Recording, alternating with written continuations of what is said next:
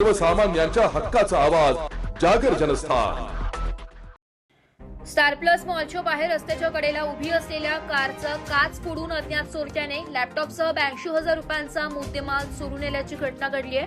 फिर्यादी गणेश शरद शिरसाट राहणार paradise enclave लॅम्बरोड नाका नाशिक रोड यांनी नाशिक रोड पोलिसात तक्रार दिली आहे। ते विरिजित टेक्नॉलॉजी कंपनीत उपसंचालक म्हणून काम करतात। कंपनीने दिलेला लॅपटॉप आणि इतर साहित्य ते नेहमी गाडीत ठेवतात। शुक्रवारी संध्याकाळी ते त्यांच्या वडिलांना डॉक्टर गणेश टहाळे यांच्याकडे पाठदुखीच्या उपचारासाठी घेऊन गेले होते।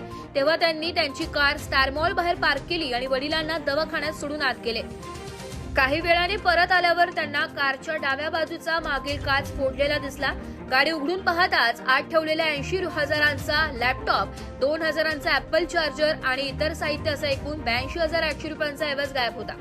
चोरट्यांनी संधीचा फायदा घेत हा चोरल्याचा अंदाज आहे।